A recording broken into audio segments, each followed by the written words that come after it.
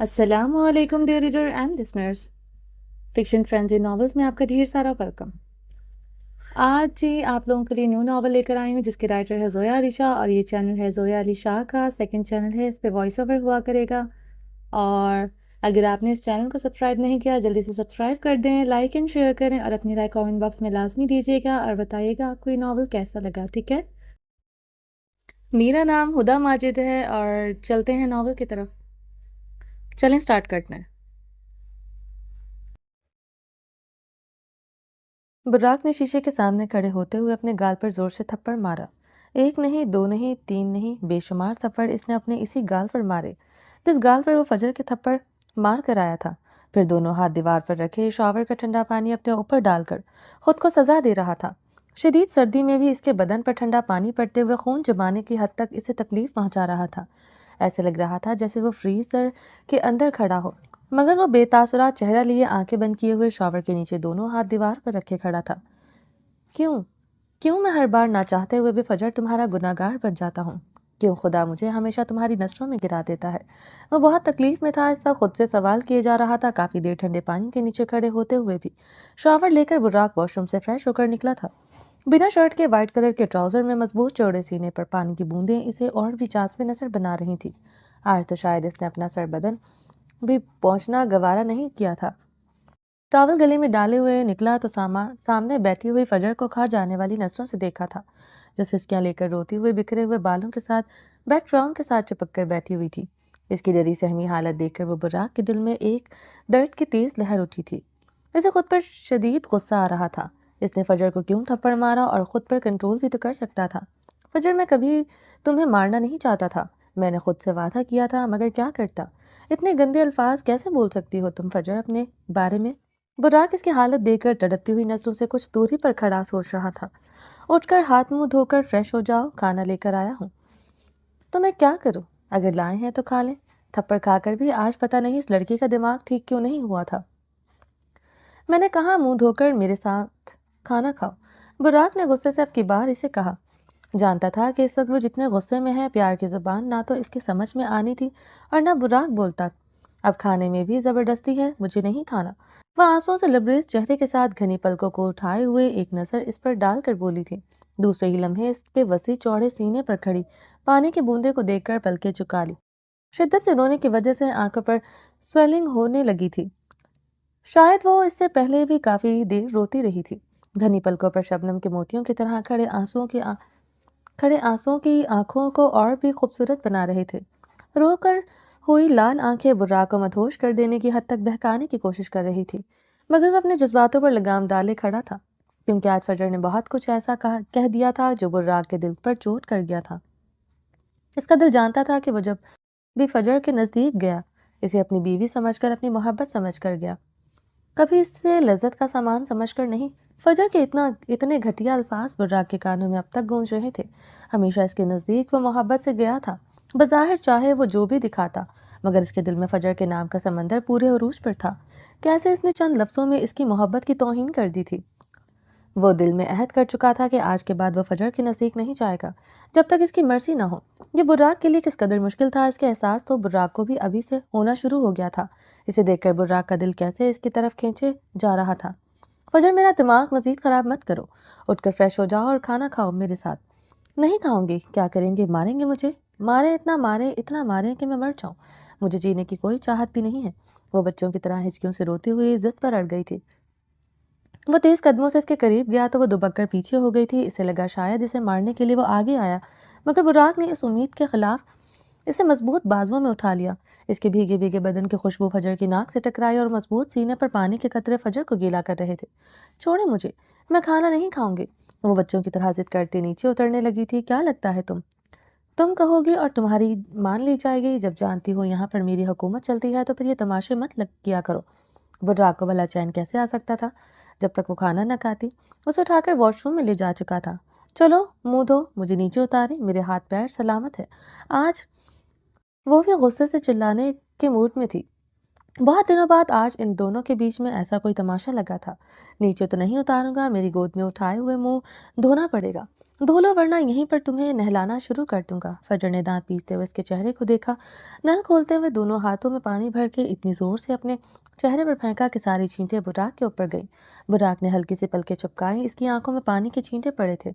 साबुन से मुंह धो, जाहिलों की तरह बाल बिखरे हुए हैं और चेहरा भी शदीद शायद सुबह से नहीं धोया। बुर्राक ने नया हुक्म सादिर किया तो फजर को मजीद गुस्सा आ रहा था इस पर। फजर ने दोनों हथेलियों पर साबुन लगवाते हुए चेहरे पर लगाया और पानी फिर से इसी अंदाज से अपने चेहरे पर फेंका। साबुन और पानी की छींटे एक बार फिर बुर्राक के चेहरे और सीने पर जा रही थी। वो अभी कुछ नहीं बोला। फजर ने अपना चेहरा धो लिया तो अब नया हुक्म सादिर किया गया, मेरा चेहरा भी साफ करो। मैं क्यों आपका चेहरा साफ करूं? आप आपके अपने हाथ हैं, कर लें। फजर आज शदीद गुस्से में चुप करने के मूड में नहीं थी। इसे गुस्सा था आज के थप्पड़ का, क्योंकि इसने बुर्राक के नेचर में काफ़ी फ़र्क आ चुका था। वो खामोश हो जाता था मगर हाथ कभी नहीं उठाता था। आज बहुत दिनों बाद बुर्राक का थप्पड़ इससे तैश दिला गया था। मैंने कहा मेरा चेहरा साफ करो। लफ्ज़ों को पीसते हुए लहजा सर्द कर गया था और मैंने कहा मैं नहीं करूँगी। तो ठीक है, मत करो, मैं खुद ही कर लेता हूँ। बुर्राक ने चेहरा इसके चेहरे पर झुकाते हुए इसके गालों के साथ रब करते हुए साफ कर लिया। ओह ओह, क्या? जब तमीज़ से कहा था कि मेरा चेहरा साफ कर दो तो नहीं करूँगी। तो मेरे पास इसी तरह के बेशुमार आइडियाज़ हैं। फजर की मखमली गालों के साथ बुर्राक के गाल टकराई तो बुर्राक के दिल ने शिद्दत से फजर की कुर्बत मांगी थी। वो आज कितना थक चुका था कैसे बताता।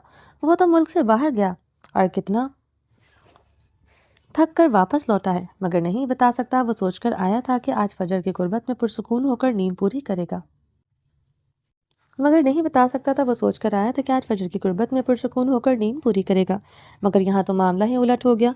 इसके गालों और बालों से चेहरा रब करते हुए साफ कर चुका था। दाढ़ी की चुभन से वो सिसक उठी थी। कभी तो अपने वादे पर कायम रह लिया करें। आपने कहा कि आप आज के बाद मेरे नज़दीक नहीं आएंगे, तो फिर ये क्या है? मत मुझे मत समझाओ कि मैंने क्या वादा किया है। बुराक जो बोलता है इससे पहले सोचता है। और मैंने तुमसे कहा कि आज के बाद मैं तुम्हारी सांसों से ज़्यादा करीब होने के बावजूद तुम पर अपना हक नहीं जताऊंगा। तुम्हें मेरी गुर्बत नहीं झेलनी पड़ेगी कहीं भी। कहीं पर भी मैंने ये नहीं कहा कि मैं तुम्हारे नज़दीक नहीं आऊँगा। तुम बीवी हो, अपने जायज़ हकूक़ से दस्तबरदार होकर हक हासिल नहीं करोगी, मगर सुकून हासिल करने के लिए जब चाहो तुम्हें अपनी सांसों से ज़्यादा करीब करूँगा और तुम मुझे रोक नहीं सकती। देखती हूँ इस बात पर आप कितने दिन कायम रहते हैं। जब सांसों से ज़्यादा नज़दीक करेंगे तो देखूंगी कैसे मुझ पर अपनी वहशतें नहीं बिखेरते। मेरी मोहब्बत को वहशत का नाम देती हो क्या लगता है? तुम्हारी आंखों में मुझे अपने लिए नफरत नज़र नहीं आती? तुम्हारी खामोशी में छुपे मेरे लिए नफरत के जब जज्बात नज़र नहीं आते? सब जानता हूँ मगर फिर भी खामोश हो जा हूँ। जानती हो क्यों? क्योंकि ये दीवाना तुम्हें दीवानगी की आखिरी हद तक जाता है। जानता हूँ इस रास्ते पर चलकर मुझे कुछ भी नहीं मिलेगा, इसके बावजूद भी चाहता हूँ और जब तक जिंदा हूँ चाहता रहूँगा। ग्रे आंखों से चेहरा इसके मुकाबिल किए हुए इसे गोद में उठाए खड़ा था। गिरने के डर से अपना एक हाथ इसके गर्दन के पीछे से गुजारे कंधे पर रखे हुए थे। जिंदा रहने से क्या मुराद है? आप जिंदा रहेंगे मेरी जान का अज़ाब बनकर, मेरे लिए मुसीबत बनकर। आपने मर थोड़ी जाना है। आज पता नहीं फजर के दिल में जो था इसकी ज़ुबान पर क्यों आए जा रहा था। तुम दिन रात मेरे मरने की दुआएं किया करो, क्या पता कि खुदा तुम्हारी दुआओं को कबूल कर ले। मगर इतनी सी मोहलत ज़रूर मांगना कि मेरे दिल में जो है इसके मैं इस अहद को पूरा कर जाऊं। टूटे हुए लहजे और दर्द भरी निगाहों से बुर्राक ने फजर की जानिब देखते हुए कहा और इसे उठाकर बेड पर ले आया। अपने हाथों से फजर का चेहरा टॉवल के साथ खुश करते हुए इसके वक्त बुर्राक बेहद टूटा हुआ था। जानता था कि फजर के दिल में इसके लिए मोहब्बत नहीं मगर नफरत का यूं खुले आम एतराफ़ करने से इसके अंदर कोई चीज़ छंद करके टूट गई थी। इसके लाख मूद बनाने और गुस्सा करने के बावजूद बुर्राक ने इसे अपने हाथों से पेट भर के खाना खिलाया था। भूख तो इसे लग रही थी। कुछ देर बाद वो खाना खाने लगी थी। बुर्राक की गहरी नजरें फजर को देखे जा रही थी। इसके चेहरे से वो बेइंतहा प्यार करता था। हुरिया की रुखसती का वक्त हो गया था। एक तरफ बलाश बेहद खुश था कि आज वो अकड़ मगरूर लड़की का गुरूर तोड़कर अपने साथ ले जा रहा है। वो खुश था कि आज इसने इसके भाइयों की अकड़ तोड़ दी। फाइनली वीर खानदान के दो भाइयों की लाडली बहन को वो अपनी जीत बनाकर ले जा रहा था।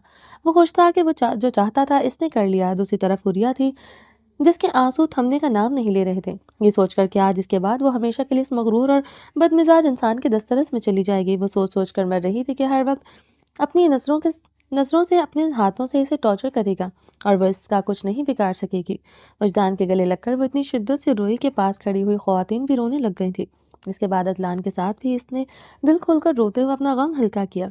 پھر اپنے بابا جان کے گلے لگ کر رونے کی انتہا کر دی تھی، پھر اپنی ماں کے گلے لگ کر ہچکیوں سے روتے ہوئے وہ کان میں بول رہی تھی کہ اسے نہیں جانا بلاج کے ساتھ، مگر اس کی ماں نے اس کا ماتھا چومتے ہوئے پیار سے کہا کہ بیٹیوں کو ایک دن اپنے گھر جانا ہوتا ہے۔ منت اور حریہ جب ایک دوسرے سے ملی تو وہ چھوڑنے کا نام نہیں لے رہی تھی۔ منت بہت زیادہ روئی تھی حریہ کے گلے لگ کر، اس کے دماغ میں بار بار فجر آ رہی تھی، کتنے ارمان تھے منت کے دل میں اپنی بہن کی شادی کو لے کر، مگر بے رحم وقت نے سب کچھ چھین لیا تھا۔ وجدان نے بڑی مشکل سے آ کر منت کو سنبھالا اور حریہ کے سر پر ہاتھ رکھتے ہوئے پیار سے سمجھایا کہ بیٹیاں اتنا رو کر ماں باپ کے گھر سے جائیں تو اچھی بات نہیں ہوتی۔ داجی نے اپنی بیٹی کو بڑے پیار سے ماتھے پر بوسہ دیتے ہوئے رخصت کیا اور تاکید کی کہ صدف، وقاص اور بلاج کو کہ اس کی پوتی کو کوئی تکلیف نہیں ہونی چاہیے۔ صدف اور وقاص نے تو پوری تسلی دی کہ حریہ اس کو اس گھر میں کوئی تکلیف نہیں ہوگی، وہ زمل کی طرح اس گھر میں بیٹی بن کر رہے گی، مگر بلاج کے خرافاتی دماغ میں بہت کچھ چل رہا تھا۔ حریہ کو دعاؤں کے ساتھ رخصت کرتے ہوئے گاڑی میں بٹھا دیا گیا تھا۔ روتی ہوئی حریہ کو بلاج کے ساتھ بڑی مشکل سے بٹھایا تھا۔ بلاج اپنی گاڑی خود ڈرائیو کر رہا تھا۔ پھولوں سے سجی گاڑی میں حریہ دلہن کے روپ میں بلاج کے ساتھ بیٹھی ہوئی بے حد خوبصورت لگ رہی تھی۔ دونوں میں اکڑ حد سے زیادہ تھی، اگر وہ غلط فہمیوں اور اکڑ کو چھوڑ کر ایک ساتھ خوش رہنے کی کوشش کریں تو بے شک دونوں کی پرفیکٹ جوڑی تھی۔ بلاج بھی دلہا بن کر شہزادے سے کم نہیں لگ رہا تھا۔ وہ الگ بات تھی کہ شہزادہ ضرورت سے زیادہ مغرور تھا اور اکڑ تو اس میں کود کود کر بھری تھی، مگر دوسری طرف اس کی یہی اکڑ تو اسے پرکشش اور اٹریکٹیو بناتی تھی۔ گاڑی حویلی سے نکل چکی تھی اور باقی لوگ بھی روانہ ہونے لگے۔ زمل ازلان سے بات کرنا چاہتی تھی، مگر ازلان اسے کوئی موقع نہیں دے رہا تھا۔ زمل نے پوری شادی میں کوشش کی کہ وہ ازلان سے بات کر سکے، مگر ازلان شاید کل والی بات سے بہت ناراض تھا۔ جب اس نے زمل کو بلایا اور زمل نہیں گئی تھی، وہ کتنی دیر اس کا انتظار کرتا رہا، مگر وہ نہیں آئی۔ اس بات کا ازلان کو بہت غصہ تھا، مگر آج زمل نے بہت کوشش کی کہ وہ ازلان سے بات کر سکے۔ وہ جہاں بھی جا کر اس کے پاس کھڑی ہوتی، ازلان وہاں سے ہٹ جاتا تھا اور دوسرے لوگوں سے باتیں کرتے ہوئے زمل کو پوری طرح اگنور کر دیتا۔ اس کی کوشش کے باوجود اس سے بات نہیں ہو سکی تھی۔ اب تو جانے کا وقت آ گیا تھا۔ صدف نے زمل کو سختی سے کہا کہ جلدی سے گاڑی میں بیٹھو، حریہ اور بلاج سے پہلے ہمیں گھر پہنچنا ہے۔ زمل کے پاس اور کوئی راستہ نہیں تھا، مجبوراً وہ گاڑی میں بیٹھ گئی۔ نظریں تھوڑی دوری پر کھڑے ہوئے ازلان پر تھیں، جو وجدان سے اس قدر مگن ہو کر باتیں کر رہا تھا جیسے اسے پتہ نہ ہو کہ زمل اس سے بات کرنا چاہتی ہے، جبکہ وہ اچھی طرح سے جانتا تھا کہ زمل اس کے ساتھ بات کرنا چاہتی ہے۔ پتہ نہیں اس کا مسئلہ کیا ہے، ہمیشہ میرے ساتھ بات کرنے کا موقع ڈھونڈتا ہے اور آج میں بات کرنا چاہتی ہوں تو مجھے اگنور کر رہا ہے۔ وہ سوچ کر کرتے ہوئے غصے سے گاڑی میں بیٹھ گئی اور گاڑی حویلی کے لیے نکل کر حریہ اور بلاج کو نئے سفر پر لے جا چکی تھی۔ مہمان الوداع ہونے لگے تھے۔ ازلان اور وجدان کا دل کافی افسردہ تھا۔ آج اپنی پیاری بہن کو رخصت کر کے ان کو سارا گھر ایک دم سے خالی لگنے لگا تھا۔ اب وہ مہمان بن کر اس کے گھر میں آیا کرے گی۔ دونوں بھائی آپس میں یہی بات کر رہے تھے۔ مجھے بتانا گوارا کرو گی کس چیز کا ماتم منا رہی ہو؟ بلاج کا صبر جواب دے گیا تھا۔ حریہ جب سے گاڑی میں بیٹھی تھی وہ گھر پہنچنے والے تھے، مگر مجال ہے ایک سیکنڈ کے لیے بھی اس لڑکی نے آنسو اور آہیں روکی ہوں۔ مجھ پر چلانے کی ضرورت نہیں ہے، میری آنکھیں ہیں، میرا رونے کا دل چاہ رہا ہے، جتنا چاہوں گی روں گی، تم مجھے روک نہیں سکتے۔ یہ تو تمہاری غلط فہمی ہے حور بی بی کہ میں تمہیں روک نہیں سکتا۔ میرا دماغ مت خراب کرو ورنہ یہیں گاڑی سائڈ پر لگا کر تمہارے ہوش ٹھکانے لگائے تو میرا نام بلاش نہیں۔ کیا کرو گے؟ مارو گے مجھے؟ ہاتھ تو لگا کر دکھاؤ، تمہارے ہاتھ کو اکھاڑ کر تمہاری ہتھیلی پر نہ رکھ دیا تو۔ حریہ فل آن لڑائی کے مود میں آ چکی تھی۔ اس نے سوچ رکھا تھا کہ وہ بلاج کی اینٹ کا جواب پتھر سے دے گی، نہ کوئی بات برداشت کرے گی، نہ جھکے گی، نہ دبے گی۔ تم میرا ہاتھ توڑو گی؟ بلاج کی رگیں غصے سے تن گئی تھی حریہ کی اس بدتمیزی پر۔ ہاں توڑوں گی، اگر تم نے مجھ پر ہاتھ اٹھانے کی کوشش کی، اتنی اوقات ہے تمہاری، ہاتھ لگا کر دیکھو، اوقات کا پتہ چل جائے گا۔ تم سمجھتی کیا ہو خود کو؟ بیمار چڑیا، جتنی جان ہے تمہاری اور تم خود کو بروسلی کی پھوپھی سمجھتی ہو۔ ہاتھ اٹھا کر دیکھو، پھر دیکھنا یہ چڑیا تمہارا کیا حشر کرتی ہے۔ سمجھ نہیں آ رہا تھا حریہ اسے ڈرا رہی تھی یا اسے اکسا رہی تھی۔ ہاتھ اٹھانے پر تمہیں ایسا کیوں لگتا ہے کہ سزا دینے کے لیے مجھے ہاتھ اٹھانے کی ضرورت ہے؟ چہرے پر شیطانی مسکراہٹ سجائے اسے سر سے پاؤں تک جس انداز سے بلاج نے دیکھا تھا، حریہ شرم سے لال ہو گئی۔ اب نظریں کیوں چرا رہی ہو؟ حریہ کی نظروں کے زاویے کو بدلتے دیکھ کر اسے مزید شے ملی تھی۔ حور بیبی، تمہارے ہوش ٹھکانے کے لیے میرے پاس اور بہت سے طریقے ہیں۔ کیا چاہتی ہو یہیں پر تمہارے حلق سے سانسیں کھینچ لوں، تڑپاؤں تمہیں ایک ایک سانس کے لیے؟ شٹ اپ، اوئے یو شٹ اپ۔ دوبارہ اگر اس لہجے میں مجھ سے بات کی تو حلق سے زبان کھینچ لوں گا۔ بہت لگامیں ڈھیلی کر رکھی ہیں تیرے بھائیوں نے، اب تو میری بیوی ہے، یہ بات دماغ میں بٹھا لے۔ بیوی ہوں تمہاری، غلام نہیں۔ غلام تو تم ہو میری۔ روم تک پہنچو، پھر دیکھتا ہوں کیسے نہیں کرتی تم میری غلامی۔ اندھے ہو، گاڑی ڈھنگ سے چلاؤ، اگر مرنا ہے تو نیچے اتر کر خود کسی گاڑی کے نیچے سر دو۔ میرا مرنے کا کوئی ارادہ نہیں ہے۔ بلاج اس کے ساتھ جھگڑا کرتے ہوئے گاڑی تھوڑی ڈس بیلنس کر بیٹھا تھا، جس کی وجہ سے حریہ کو اسے ٹونٹ کرنے کا موقع مل گیا۔ بے فکر رہو، ابھی تجھے بیوہ کرنے کا میرا کوئی ارادہ نہیں ہے۔ اگر میں مر گیا تو تجھے چوڑیاں توڑنی پڑیں گی، میک اپ سے دور ہونا پڑے گا، رنگ برنگے کپڑے چھوڑنے پڑیں گے، اور جو اتنا سارا رنگ برنگا سامان تمہارے لیے میں نے پہلے سے خرید رکھا ہے، وہ کون پہنے گا؟ ہاتھ آگے بڑھا کر بلاج نے ہاتھ کی پشت اور 2 انگلیاں اس کے گال پر رف کرتے ہوئے اس کی سراہی دار گردن کی طرح چمکتی ہوئی گوری گردن کی جانب لے جانا چاہے۔ حریہ نے غصے سے ہاتھ کو چٹکتے ہوئے کھا جانے والی نظروں سے دیکھا۔ بلاج کا استضاء کہہ کر گاڑی کے اندر گونج اٹھا تھا، انٹرسٹنگ، ویری انٹرسٹنگ۔ ہور بیبی میری سلطنت میں میرے ساتھ جا رہی ہو، اور اکڑ چیک کرو، داد دینی پڑے گی تیری ایٹیٹیوڈ کی۔ مجھ سے تمیز سے بات کرو، تیری تو تڑک کر کے مجھ سے بات مت کرنا۔ حریہ کو بلاج کا بار بار تجھے کہنا زہر لگ رہا تھا۔ کیوں؟ تم کوئی عظیم ہستی ہو جس کے ساتھ میں آپ تسی تیرے میرے کر کے بات کروں؟ ویسے میں تم سے کیوں کہہ رہی ہوں؟ تم جیسے بدتمیز انسان سے تمیز توقع کرنا سب سے بڑی بیوقوفی ہے۔ ذرا خود پر بھی نظر ثانی کرو، ہور بیبی انتہائی بدتمیز، بددماغ، کم عقل لڑکی ہو تم۔ سوائے خوبصورتی کے تمہارے پاس خاک بھی نہیں ہے جسے تم اپنے سر میں ڈال سکو۔ تم تو خود کو بے حد ذہین عقل مند انسان سمجھتے ہو۔ واو، حالانکہ دنیا کے سب سے بڑے بیوقوف اور جاہل انسان ہو تم تو۔ تیری تو بلاج تو اپنی اتنی توہین پر شدید غصہ آیا۔ سرخ و سفید چہرہ مزید غصے سے سرخ پڑ گیا تھا۔ ایک ہاتھ اسٹیئرنگ پر ہاتھ رکھے ہوئے ایک دم اس نے بریک لگائی اور اپنی جگہ سے اٹھ کر اس کی سیٹ پر جھکتے ہوئے زبردستی اس کے سر کے پیچھے ہاتھ رکھ کر اس کی پنکھڑیوں پر جھکا اور جھکتا چلا گیا، اس کی پنکھڑیوں کو قید میں لیے اس کی جان نکالنے کی حد تک سانسوں کو پیتے ہوئے اسے تڑپا رہا تھا۔ سانسیں رکنے سے حریہ کا ہاتھ بے اختیار بلاج کے گریبان پر گیا تھا۔ پنکھڑیوں سے لب جدا کرتے ہوئے بلاج نے قہر آلود نظروں سے حریہ کی جانب دیکھا۔ اگر آج کے بعد یہ حرکت کی تو میں تمہاری جان لینے کا ٹائم نہیں لگاؤں گا، اور تم جانتی ہو میں یہ کر سکتا ہوں۔ اٹھا کر کسی ایسی جگہ دفناؤں گا کہ تمہارے گھر والے ڈھونڈتے رہ جائیں گے۔ حور کا ہاتھ گریبان سے ہٹاتے ہوئے جس انداز سے بلاج نے دھمکی دی تھی، حور کی روح تک کانپ گئی تھی۔ اور اپنے بارے میں کیا خیال ہے؟ اگر آج کے بعد تم نے میرے ساتھ اس طرح کی بدتمیزی کی تو میں تمہارے ساتھ یہی سلوک کروں گی۔ اور بھی وہ بھی حریہ تھی، ہار نہ ماننا تو اس کی فطرت میں ہی تھا، حالانکہ اندر سے وہ ڈر گئی تھی بلاج کی دھمکی سے۔ آخر لڑکی تھی، جتنی مرضی بہادر بن لے، اندر سے تو کمزور تھی۔ ہمیشہ وہ اپنے بھائیوں کے دم پر دھاڑتی تھی، مگر حقیقت یہی تھی کہ وہ اس ناپسندیدہ شخص کے رحم و کرم پر اس کے گھر پر رہنے والی تھی۔ ہائے، دھمکی دے رہی ہو؟ میں نے کہا اگر تم نے دوبارہ ایسی حرکت کی تو تمہاری جان نکال لوں گا، اور جس حرکت سے تم مجھے منع کر رہی ہو میں یہ حرکت ہر روز کروں گا، اور تم مجھے روک نہیں سکتی۔ بیوی ہو میری، اور دھمکیوں سے بلاج ڈرنے والی چیز نہیں ہے۔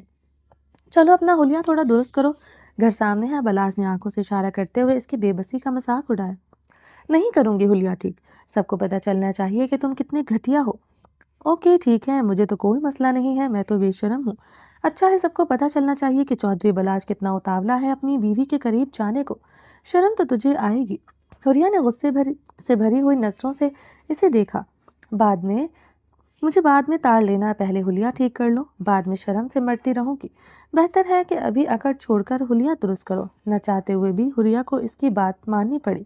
وہ سچ میں اپنی ایسی حالت کے ساتھ گھر والوں کا سامنا نہیں کرنا چاہتی تھی۔ مانگتی کا اپنی جگہ سے ہٹ چکا تھا، لپسٹک ہلکے سے پھیل گئی تھی، اور سامنے رکھے ہوئے ٹشو کے ڈبے سے بے دردی سے کافی سارے ٹشوز کھینچ کر گاڑی کے سائیڈ مرر میں دیکھ کر اپنی لپسٹک صاف کرتے ہوئے نماکی کر چکی تھی۔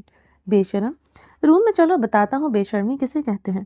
اور کیا آہستہ سے بولے ہوئے جملے کو سن کر گاڑی گھر کے اندر لے جاتے ہوئے وہ اس کی بات کا جواب دے چکا تھا۔ سامنے ہی تمام گھر والے حریہ اور بلاج کا استقبال کرنے کے لیے پھول لے کر کھڑے ہوئے تھے۔ حور کا استقبال بہت پیارے انداز سے کیا گیا تھا۔ پوری راہداری میں پھول کی پتیاں بچھائی ہوئی تھیں، اور پھولوں کی تو جیسے بارش کی جا رہی تھی ان پر۔ زمل اور پھپھو صدف بھی ہاتھ میں تھال لیے باقی گھر کے مہمانوں کے ساتھ کھڑی ہوئی تھی۔ بہت ساری خوبصورت چھوٹی چھوٹی رسمیں ہوئیں۔ اس کے بعد پھپھو نے حور کو بلاج کے روم میں جا کر بٹھا دیا۔ پھپھو، مجھے اس روم میں نہیں رہنا، हुरिया बेटा समझदारी से काम लो, तुम्हें अब बलाज को एक्सेप्ट करना है और अब इसके साथ रहना है, और मैं हूँ हमेशा अपनी बेटी के साथ हूँ। प्यार से माथा चूमते हुए फूफो ने पास बिठाकर इसे बहुत सी बातें समझाई। हुरिया तुम्हें भाई से डरने की जरूरत नहीं है, यकीन मानो मैं इसलिए नहीं कह रही हूँ कि वो मेरा भाई है। सच में भाई जितना अकड़ू नजर आता है, भाई सच में ऐसा नहीं है। जमील हुरिया को गले लगाते हुए प्यार से यकीन दिला रही थी।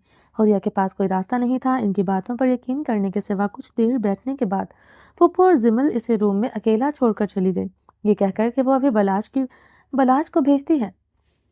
अपने अंदर इतनी बेचैनी आज से पहले कभी हुरिया ने नहीं महसूस की थी।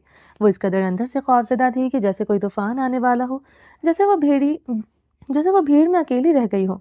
इसे अपने इर्द गिर्द भी कुछ भी अच्छा नहीं लग रहा था। बलाज अपने दोस्तों में बाहर कहीं मसरूफ था, मगर हुरिया का दिल इसके आने का सोचकर ही धक धक कर रहा था। जिस जोरों से दिल धड़क रहा था, हुरिया को लगता था कि आज इसने बाहर आकर ही दम लेना है। जिस शख्स के साथ वो कुछ पल नहीं गुजार सकती थी, आज की रात तन्हा इस शख्स के साथ रहना था। सोचकर हुरिया के माथे पर पसीने की बूंदें नमूदार होने लगी थी, हथेलियां पसीने से भीग चुकी थी। बलाज को अपने दोस्तों के साथ काफी टाइम लग गया था, कमीने जान ही नहीं छोड़ रहे थे। अल्लाह अल्लाह करके इनको रुखसत करने के बाद रूम के अंदर दाखिल हुआ था, मगर सामने ही बेड पर कपड़े चेंज करके लेटी हुई हुरिया पर नजर पड़ी तो बलाज की रगें गुस्से से तन गई थी। मैडम कपड़े चेंज करके आराम से आंखें बंद किए हुए लेटी थी, किसकी इजाजत से ड्रेस बदला? बलाज दरवाजा बंद करते हुए इसके पास आकर चीखा, इजाजत लेती है मेरी जूती। हूर ने तकिए पर सर रखे हुए जरा सी आंखें खोलकर जवाब दिया और वापस आंखें बंद कर ली। क्या कहा तुमने? क्यों सुनाई नहीं दिया? बहरे हो क्या? तमीज के दायरे में रहकर बात किया करो, अब बीवी हो तुम मेरी, ये कानून तुम पर भी लागू होता है, तुम भी शौहर हो मेरे। वो अपनी जगह पर उठकर बैठ गई थी। बहुत तेज जुबान है तुम्हारी, अगर ताला न लगा दिया तो मेरा नाम भी चौधरी बलाज नहीं। एक पांव बेड पर रखे हुए इसके चेहरे पर नजरें गाड़े खड़ा था। बहुत खराब दिमाग है तुम्हारा, अगर ठीक न कर दिया तो मेरा नाम भी हुरिया विर्क नहीं। इसके मुंह पर ही वापस हुरिया ने जवाब मारा था, बदतमीज लड़की, बददिमाग लड़का, तुम्हें तुम्हारे घर वालों ने तमीज नहीं सिखाई कि शौहर से किस तरह से बात करते हैं? बलाज ने गुस्से से इसका जबड़ा दबोचना चाहा। वो स्क्रोल करती हुई फुर्ती से पीछे हुई। नहीं, मेरे घर वालों ने कहा है जैसा मुंह वैसी चपेड़ मारना। इतनी औकात है तो पीछे क्यों हटी हो, पास आकर बात करो। बलाज दूसरी जानिब से होता इसके करीब गया तो वो बेड की दूसरी जानिब आ गई, बच्चों की जैसी हरकतें कर रही थी। हुरिया मेरा दिमाग मत खराब करो। दिमाग होगा तो खराब होगा ना, हमेशा इसी खुशी फहमी में जीते रहते हो कि तुम्हारे पास दिमाग है। बलाज को ना चाहते हुए भी इसकी बेवकूफ़ी वाली हरकतों पर हंसी आ रही थी। कौन कह सकता था कि इसकी शादी हो चुकी है और ये रुखसत होकर भी अभी इस घर में आई है। पूरे बेड पर बच्चों की तरह भाग रही थी। तमीज से बेड पर बैठ जाओ, मुझे बेड की चादर पर सिलवटें बिल्कुल पसंद नहीं, और सोने से पहले मुझे बेड बिल्कुल ठीक नीट चाहिए। मैं चेंज करके आ रहा हूँ, तुम मेरे साथ बेड पर नहीं सो सकते। क्या कहा? तुम मेरे साथ ये बहरों वाली एक्टिंग मत किया करो। हुरिया कसम से, जब तुम जबान दराजी करती हो मेरा दिल चाहता है तुम्हारी जुबान को सीख वाली तार में डालकर इसके सीख कबाब बना दो, और तुम जब बहरों वाली एक्टिंग करते हो मेरा दिल चाहता है तुम्हारे कानों में तेजाब भरे हुए ड्रॉप्स डालो, ताकि तुम्हारे कान इस काबिल हो जाएं कि वो मेरी बात सुन सकें। ये बेड मेरा है और मैं अपने बेड पर ही सोता हूँ, मुझे नींद नहीं आती किसी और जगह। ये तुम्हारी इस फजूल बकवास का जवाब बलाज गुस्से से कहता हुआ अपनी अलमारी से चेंज करने के लिए कपड़े निकाल रहा था। ये तुम्हारा बेड था, अब ये मेरा बेड है, तुम वहां सोफे पर जाओ, मैं तुम्हें अपने साथ नहीं सोने दूंगी। मैं तो यहीं सोऊंगा, तुम अपना देख लो। वॉशरूम में जाते हुए बलाज बोलकर वॉशरूम का दरवाजा बंद कर चुका था। मैं तो बेड पर सोने लगी हूँ, तुम अपना आकर देख लेना, हर जगह तुम्हारी अकड़ नहीं चलेगी। सो जाओ, मैंने तो मना नहीं किया, मैं भी बेड पर ही सोऊंगा। अच्छा है, एक दूसरे से लिपट कर सोएंगे तो गिले शिकवे खत्म हो जाएंगे, दूरियां मिट जाएंगी। वॉशरूम से ऊंची आवाज में बोला तो हुरिया ने झुरझुरी से लेते हुए कानों पर हाथ रख लिया। बेशरम बेहया, आकर साबित करता हूँ मैं कितना बेशरम और बेहया हूँ। मैं फूफो के रूम में जा रही हूँ, बेकार की कोशिश मत करो, मैं लॉक लगा कर आया हूँ और चाबी मेरे पास है। चाबी हासिल करने के लिए मेरे पास वॉशरूम में आना पड़ेगा। चुप क्यों हो गई? क्या ख्याल है? आ जाओ, लगे हाथ चाबी भी ले जाना और शॉवर भी ले जाना अपने हो चुके शोहर के साथ। इसकी खामोशी पर बलाज ने एक बार फिर ऊंची आवाज से कहा, मुझे कोई शौक नहीं है ऐसे बेहुदा काम करने का। हो चुके शोहर जी, बिना बस चले तो वॉशरूम का दरवाजा लॉक कर दूं और हमेशा के लिए तुम्हें वॉशरूम के अंदर ही कैद रखो। माशाल्लाह, चूंटी शेर को कैद करेगी, तारीख में लिखा जाएगा हुर बेबी। تاریخ میں بھی یہ لکھا جائے گا کہ لنگور کے ہاتھ ہور لگ گئی۔ 2 منٹ صبر کرو، ہور کے ہوش ٹھکانے میں باہر آ کر لگاتا ہوں۔ تم باز نہیں آؤ گی زبان درازی کرنے سے؟ ہور کو لنگور کہنے پر بلاج کو ایک بار پھر غصہ آ گیا تھا۔ وہ جو شاور لے کر چینج کر چکا تھا، ڈارک براؤن کلر کا ٹراؤزر اور ہاف سلیوز ٹی شرٹ پہنے ہوئے باہر نکلا تھا۔ ہور نے نہ چاہتے ہوئے بھی گہری نظروں سے اسے غور سے دیکھا۔ حوریہ نے بلاج کو آج تک کبھی شلوار قمیض کے سوا کسی اور ڈریسنگ میں نہیں دیکھا تھا۔ وہ 2 ہی کلر پہنتا تھا، بلیک اور ڈارک براؤن۔ کلر تو اب بھی اس نے وہی پہن رکھا تھا، مگر ٹراؤزر شرٹ میں وہ کافی جاذب نظر لگ رہا تھا۔ ماتھے پر بے ترتیبی سے بکھرے ہوئے سلکی بال جس سے پانی کے قطرے ٹپکتے ہوئے اسے پرکشش بنا رہے تھے۔ ہاف سلیو سے نظر آتے اس کے بازو پر گھنے بال اس کی مردانہ شخصیت کو اجاگر کر رہے تھے۔ ایسے ہی نہ مجھے تم دیکھو، سینے سے لگا لوں گا، تم کو میں چرا لوں گا، تم سے دل میں چھپا لوں گا۔ خود پر ہور کی گہری نظروں کو محسوس کر کے بلاج کا انداز غصے سے بدل کر شوق ہوا تھا۔ وہ قدم اٹھاتا وہ اس کی جانب بڑھنے لگا تھا، جو بیڈ کے گراؤنڈ کے ساتھ لگی ہوئی بیڈ کے اوپر کھڑی تھی، کیونکہ وہ کوشش کر کے دیکھ چکی تھی دروازہ سچ میں لاک تھا۔ اب اس کی سمجھ میں نہیں آ رہا تھا کہ اسے کیا کرنا چاہیے۔ میری طرف قدم بڑھانے سے پہلے سوچ لینا مجھے فائٹنگ بھی کرنی آتی ہے اور زبان درازی بھی کرنی آتی ہے، میں کوئی کمزور لڑکی نہیں ہوں۔ حوریہ نے باکسنگ سٹائل میں مکے بنا کر دکھاتے ہوئے بلاج کو ڈرایا۔ سبحان اللہ، سبحان اللہ، اللہ کی شان، اب چونٹیاں بھی باکسنگ گلوز پہن کر اپنی حفاظت کریں گی۔ بلاج کو حوریہ کی اب نارمل سی حرکتوں پر ہنسی آ رہی تھی، مگر اسے اپنی ہنسی پر کنٹرول کرنا آتا تھا۔ کیسے اس لڑکی کے سامنے مسکرا کر اس کے دل کو تسکین دیتا جو اس کی دشمن تھی۔ اگر تمہیں فائٹنگ کرنی آتی ہے تو پھر ڈر کر یہ بیک گراؤنڈ سے کیوں چپکی ہوئی ہو؟ آگے آؤ اور 2-4 مکے مار کر مجھے چاروں خانے چت کر دو۔ بلاج بیڈ پر گھٹنا رکھتے ہوئے سٹرول کرتا ہوا اس کے نزدیک ہوا۔ ہور جلدی سے چھلانگ لگا کر بیڈ سے اتر چکی تھی۔ کوئی کہہ سکتا تھا یہ لڑکی دلہن ہے؟ واپس بیڈ پر آؤ، بلاج نے سرد لہجے سے کہا۔ کیوں؟ چنی منی کاکی ہو جو بتاؤں کیوں؟ میرے ساتھ ڈبل میننگ باتیں کرنے کی ضرورت نہیں ہے۔ دیوار کے ساتھ چپک کر کھڑی ہوئی دونوں ہاتھ کو مروڑ رہی تھی۔ صاف نظر آ رہا تھا وہ بہت ڈری ہوئی ہے، مگر اپنی اکڑ کم کرنے کو یہ لڑکی تیار نہ تھی۔ ٹھیک ہے، ڈبل میننگ باتیں نہیں کرتا، صاف الفاظوں میں بتا دیتا ہوں، بیوی ہو میری، بیڈ پر آؤ اور شوہر کے حقوق کا اہم فرائضہ ادا کرو۔ مجھ سے ایسی امیدیں لگانے کی ضرورت نہیں، سمجھے تم؟ یہ مت بھولنا تم نے مجھ سے زبردستی شادی کی ہے۔ جو اپنے دماغ میں تم نے خرافات پال رکھی ہیں، ان کو جتنی جلدی نکالو گے اچھا ہوگا۔ نہ میں تمہیں اپنا شوہر مانتی ہوں اور نہ ہی میرے ساتھ اس طرح کی بے شرمی والی باتیں دوبارہ کرنا۔ بلاج کی باتوں سے لال ہوتی ہوئی حوریہ فل سٹاپ لگا چکی تھی۔ شادی تمہارے گھر والوں کی مرضی سے ہوئی ہے، پوری رسم و رواج کے ساتھ رخصت کر کے لے آیا ہوں۔ اب اس طرح کی ڈرامے بازیاں میرے ساتھ مت کرنا۔ بلاج بیڈ سے اتر کر یہ قدم اس کی جانب بڑھاتے ہوئے سرد لہجے سے کہہ رہا تھا۔ حوریہ کے ہاتھوں میں پسینے آنے لگے تھے بلاج کو یوں اپنے نزدیک آتے دیکھ۔ بلاج میرے نزدیک مت آنا ورنہ میں تمہاری جان لے لوں گی۔ میں تو چاہتا ہوں کہ تم میری جان لو، اور اس کے بعد پھر میں جب تمہاری جان نکالوں گا پھر ہی تو مقابلہ برابری کا رہے گا۔ بلاج ہمیشہ برابری کے داؤ لگاتا ہے۔ تم جیسی بد دماغ لڑکی سے شادی کرنے کا ریزن ہی یہی ہے کہ تم میری ٹکر کی ہو۔ قدم بڑھاتا ہوا اس کے مقابل آ کھڑا تھا۔ بلاج کی آنکھوں میں خماری کے گہرے رنگ دیکھ کر حور کے پیروں سے جان نکل رہی تھی۔ اس وقت اس کا معصوم دل یہ خواہش کر رہا تھا کہ کاش پٹ سے دروازہ کھلے اور کوئی اندر آ جائے، کاش بلاج کے پاکٹ سے وہ چابی نکال سکتی، کاش وہ کہیں ایسی جگہ چھپ جائے جہاں سے اسے بلاج ڈھونڈ نہ سکے۔ سچ یہی تھا کہ آج اسے بلاج کے بدلے ہوئے رنگوں سے خوف آ رہا تھا۔ ایسا نہیں تھا کہ اس کا اور بلاج کا رشتہ کبھی پیار بھرا رہا تھا یا ان دونوں میں کبھی بہت گہری دوستی تھی۔ وہ بچپن سے ہی ایک دوسرے کے پکے دشمن تھے۔ ریزن ان دونوں کا ایک جیسا مزاج تھا، دونوں ہی اکڑو اور ضدی اور خودسر تھے۔ مگر جب حور کا نکاح بلاج کے ساتھ ہوا تھا، بلاج کی بے باکیوں سے حور گھبرانے لگی تھی۔ اس کی سوچ سے کہیں زیادہ بے باک شخصیت کا مالک تھا۔ بلاج، حور بیبی، اتنی شدت سے نام مت لو میرا، ورنہ تمہارے لیے مشکل پیدا ہوگی۔ اس کی نازک سی کمر پر ہاتھ رکھتے ہوئے جتنی سختی سے بلاج نے جھٹکا دے کر اسے اپنے قریب کیا تھا، حور کو تو اپنی ریڑھ کی ہڈی کڑکتی ہوئی محسوس ہوئی تھی۔ شدید درد کی لہر اس کے پوری کمر میں پھیل گئی تھی۔ اس کے سسک کر چیختے ہوئے بلاج کا نام لیا تھا۔ چھوڑو مجھے، چھٹپٹا کر بلاج کے سینے پر دونوں ہاتھ رکھ کر زور دیتی ہوئی راہ فرار حاصل کرنا چاہتی تھی۔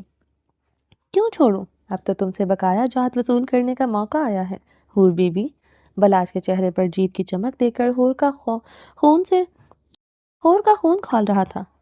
بدتمیز لڑکی، چھوڑو۔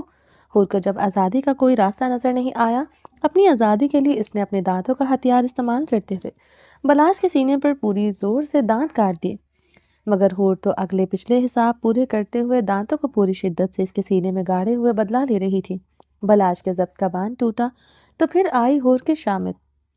بہت ہو گیا ہور بیبی، یہ کر کے تم نے اپنے لیے مشکل کھڑی کی ہے، چلو تمہیں اصلی بلاش سے ملواتا ہوں۔ چھوڑ دو ہور بیبی، ورنہ خدا کی قسم تمہارا وہ حشر کروں گا کہ اگلے 2 مہینے تم کمرے سے باہر نکلتے ہوئے بھی شرماؤ گی۔ باہر جانا تو دور کی بات ہے، آئینے میں بھی شکل دیکھنے کے لائق نہیں چھوڑوں گا، اگر ابھی کے ابھی نہیں چھوڑا تو۔ بلاش کی دھمکی کار آمد ثابت ہوئی تھی۔ حوریہ نے فوراً سے پہلے اس کے سینے پر گاڑے ہوئے دانت چھوڑ دیے۔ یہ حرکت کر کے تم نے بلاش چودھری کے قہر کو دعوت دی ہے۔ بلاش نے قہر آلود نظروں سے دیکھتے ہوئے نیچے جھک کر اسے اپنی گود میں اٹھایا۔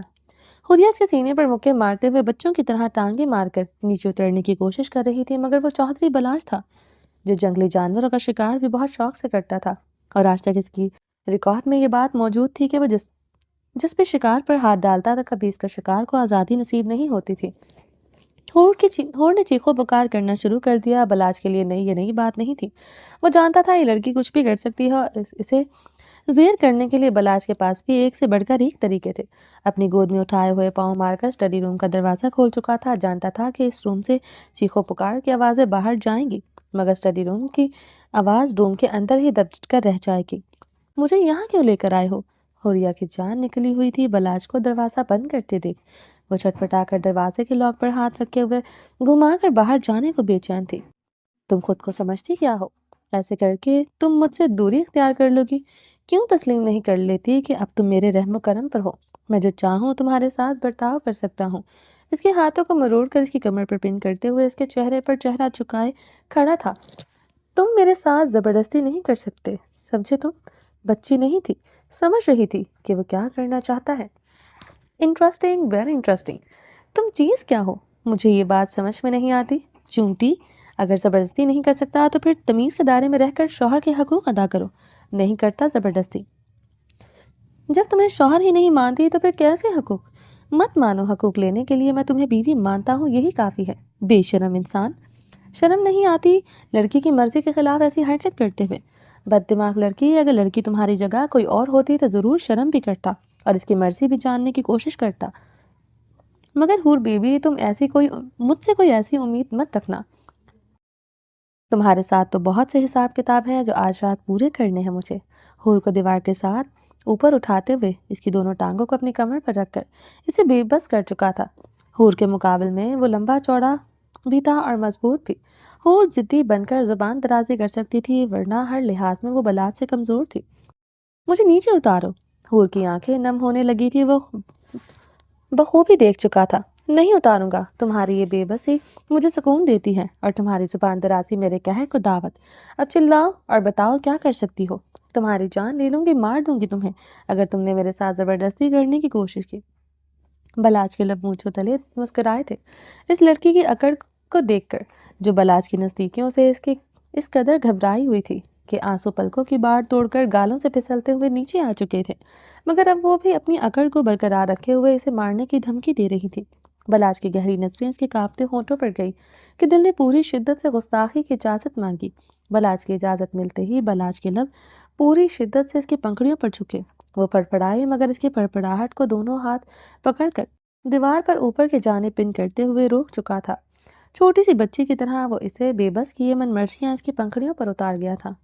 اس کے لبوں سے نمی کو پیتے ہوئے دانتوں کی دی چبھن سے وہ سسک اٹھی تھی۔ بے اختیار حور کے ہاتھ بلاش کے کندھوں پر آئے تھے، اس نے زور سے ناخن بلاش کے کندھوں پر گاڑ دیے۔ وہ تو تشنگی میں اس قدر مدہوش تھا کہ اسے کچھ محسوس نہیں ہوا۔ پوری شدت سے اس کی پنکھڑیوں پر اتارتے ہوئے نازک سی پنکھڑیوں کا رس اپنے اندر اتارتے ہوئے مزید بہکتا جا رہا تھا۔ وہ ایک ایک سانس کے لیے تڑپ رہی تھی، مگر بلاش تو اپنا آپ بھول کر تشنگی مٹا رہا تھا۔ سانسوں کی روانی ضرورت سے زیادہ معطل ہونے پر بلاش کے بالوں کو پکڑتے ہوئے کھینچا تو بلاش نے ہلکی سی نہ دکھائی دینے والی اسمائل دیتے ہوئے اس کی پنکھڑیوں کو آزادی بخشی تھی۔ آزادی ملتے ہی وہ اپنی سانسوں کو بحال کرنے کے لیے آنکھیں بند کی لمبی لمبی سانس لے رہی تھی۔ حور کے لبوں پر بلاج گستاخی کے قطرے نمودار ہوئے تھے۔ ہونٹوں پر کٹ لگنے سے ہونٹ مزید خوبصورت لگ رہے تھے۔ گہرے کٹ سے خون کی بوندیں شبنم کی طرح اس کے پنک ہونٹوں پر جگمگا رہی تھی، جس کو دیکھ کر چوہدری بلاج کے دل نے نازک سی اکڑو لڑکی کو دسترس میں پوری شدت سے لینا چاہا۔ حور کے گلے سے دوپٹے کو نرمی سے کھینچ کر فرش پر پھینکتے ہوئے نظریں اس کے ڈیپ گلے سے اندر تک آر بار کیے اس کے دل کا سراپے کو دیکھ رہا تھا۔ حور کانوں کی لو تک سر پڑ چکی تھی۔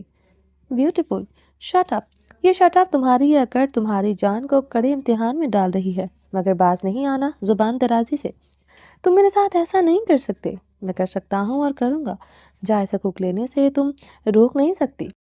زبردستی کا نام مت دو۔ بیوی ہو میری اور بیوی کی طرح خود کو میرے حوالے کر دو۔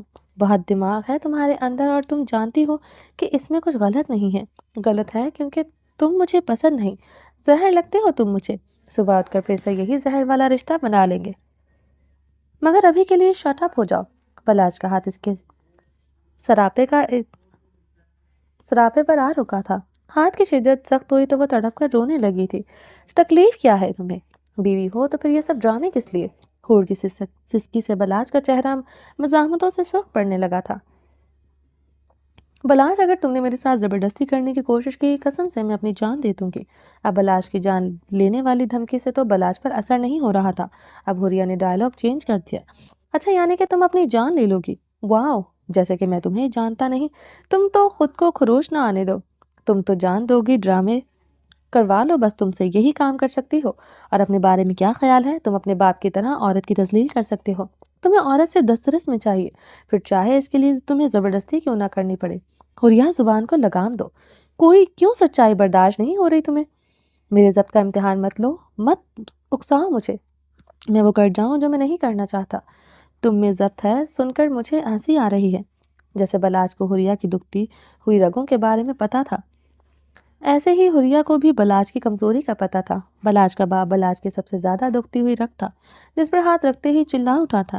حوریہ، اگر تمہیں ایسا لگتا ہے کہ تم ایسی باتیں کر کے مجھے تڑپا کر مجھے خود سے دور کر سکتی ہو، تو یہ تمہاری غلط فہمی ہے۔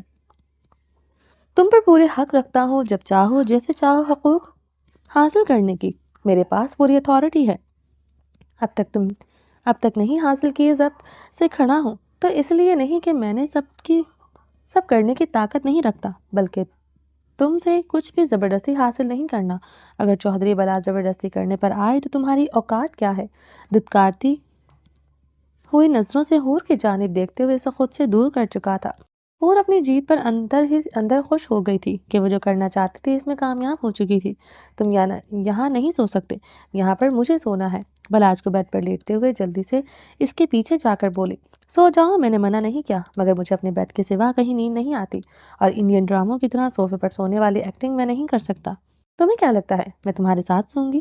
مجھے تم پر بھروسہ نہیں۔ جس دن بھروسہ توڑنا ہوگا تم 7 سمندر پار بھی چلی جاؤ گی، توڑنے میں دیر نہیں لگاؤں گا۔ بک بک بند کر کے خاموشی سے سو جاؤ۔ بلاج اپنی سائڈ پر لیتے ہوئے رخ دیوار کی جانب کیے آنکھیں بند کر گیا۔ حوریہ کے الفاظ بلاج کے دل پر لگے تھے، جسے وہ ظاہر نہیں کرنا چاہتا تھا، اور کچھ دیر کھا جانے والی نظروں سے دیکھتی رہی۔ اس کے بعد جا کر صوفے پر لیٹ گئی۔ وہ بلاج پر بھروسہ کر کے اس کے ساتھ لیٹ نہیں سکتی تھی۔ براق گہری نیند میں فجر کی کمر پر ہاتھ ڈالے ہوئے سو رہا تھا جب اس کے فون کی رنگ ٹون سے اس کی آنکھ کھلی۔ فجر اب بھی گہری نیند میں سو رہی تھی۔ فون پر جگمگاتے ہوئے رحمت اللہ کا نمبر دیکھ کر براق شدید پریشانی کے تاثرات چہرے پر لیے فون آن کر کے کان کو لگا چکا تھا۔ رحمت اللہ، خیریت تو ہے؟ کوئی بری خبر مت سنانا۔ براق کا دل زور سے دھک دھک کر رہا تھا، یہ سوچ کر کہ وہ جو سوچ رہا ہے خدا نخواستہ کہیں وہ خبر سنانے کے لیے تو رحمت اللہ نے فون نہیں کیا۔ نہیں سر، خدا کا شکر ہے، خوشخبری سنانے کے لیے فون کیا ہے۔ بی بی جی کو ہوش آ گیا ہے، اب ابھی کے ابھی یہاں پر پہنچے، ڈاکٹر آپ سے ملنا چاہتا ہے۔